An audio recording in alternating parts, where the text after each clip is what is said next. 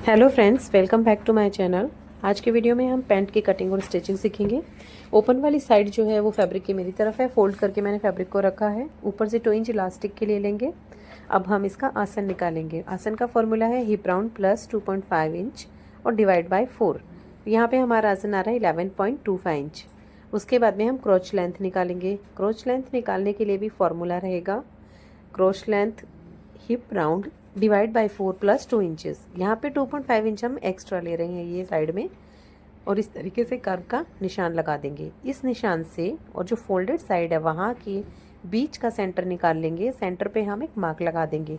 ऊपर से पैंट की लेंथ का निशान लगाएंगे। हमारी जो रेडी पैंट की लेंथ है वो 38 इंचेस है, तो वहाँ पे हमने उसमें कुछ भी कम या ज़्यादा हमने नहीं किया है। एज इट इज़ हमने उतनी ही लेंथ ले ली है। नीचे की तरफ देखिए सेंटर लाइन जो हम निकाल कर रहे हैं उस पे हम मोहरी का निशान लगाएंगे। तो मान लीजिए हमारी मोहरी 7.5 इंच है, तो उसका हाफ हाफ करके दोनों तरफ नीचे मैंने निशान लगा दिए। अब हम इनको कर्व स्केल की हेल्प से, लेग कर्व की हेल्प से ऊपर वाले क्रॉच वाले पॉइंट को और नीचे जो पैंट का मोहरी का निशान है उसको मिला देंगे। सेम उसी तरीके से सामने से भी हम नीचे जो मोहरी का निशान हमने लगाया है उससे ऊपर की तरफ मिला देंगे इस तरीके से, और ये हमारी पैंट की शेप बनके आ गई है। अब हम इसकी कटिंग कर लेंगे। ये हमारे फ्रंट पैनल की कटिंग है, फ्रंट पार्ट की कटिंग है।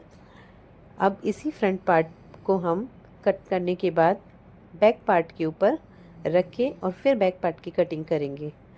तो आप देखिए, इसको हम बैक पार्ट पे जब रखेंगे तो ऊपर की तरफ हमें 3 इंच तक एक्स्ट्रा लेना है एक बार।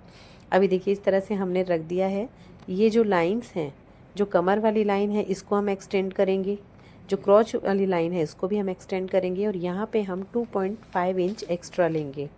इसी तरह ऊपर भी हम 2.5 इंच एक्स्ट्रा लेंगे और इस तरह से कर्व स्केल से या कर्व इस तरह से कर्व शेप में मिला देंगे। ऊपर हम 2 इंच एक्स्ट्रा बेल्ट वाले पार्ट पे लेंगे और उसको इस तरह तिरछा बनाएंगे, क्योंकि फ्रंट जो साइड है उधर की तरफ हम उसको ऊपर नहीं कर सकते हैं। यहाँ पे हम 1.25 इंच और एकदम नीचे हम 1 इंच एक्स्ट्रा लेंगे।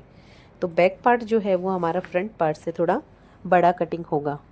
इस तरीके से जब हम कटिंग करते हैं तो हमारी पैंट की फिटिंग एकदम परफेक्ट आती है और वो ऊपर भी नहीं चढ़ेगी। आप परफेक्शन से एकदम पैंट रेडी होगी। तो अब हम इसकी कटिंग कर लेते हैं। वो साइड में हमें कोई भी चेंजेस नहीं करना है, एज इट इज़ हमें कटिंग करनी है। अब देखिए यहाँ पे जब हम क्रॉच को जॉइंट करेंगे तो यहाँ पे 1/2 इंच एक्स्ट्रा आ रहा है, इसको हम यहीं पे कट कर देंगे।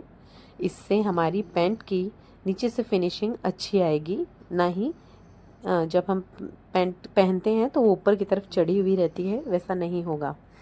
अब हम साइड्स को कट कर लेंगे, जो जॉइंटेड पार्ट हैं इस तरह से देखिए।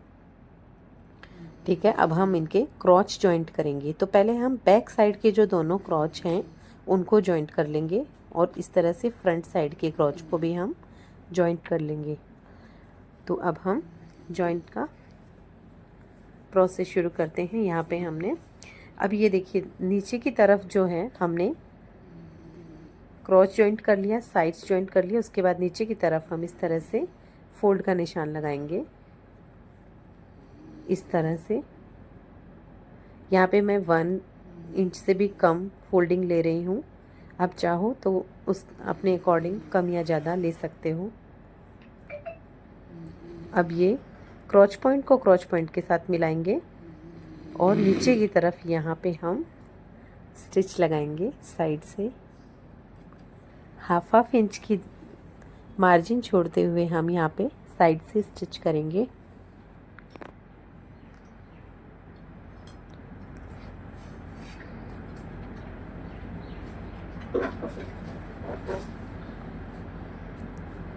और दोनों जो क्रॉच पार्ट्स हैं उनको एकदम अच्छे से मिलाना है, दोनों लाइंस आपस में मिलनी चाहिए।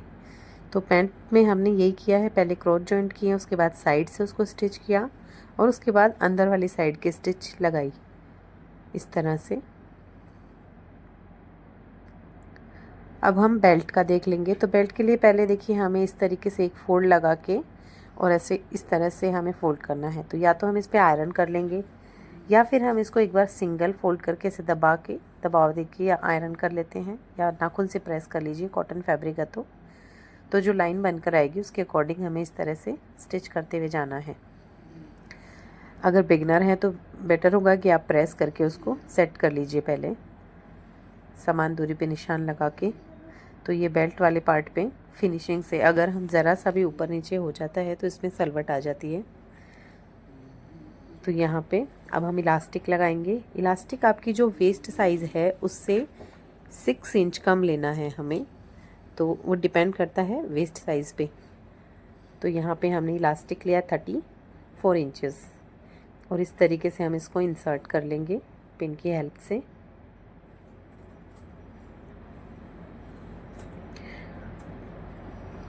और दूसरे एंड से इलास्टिक को निकाल के और उसके बाद स्टिच कर देंगे।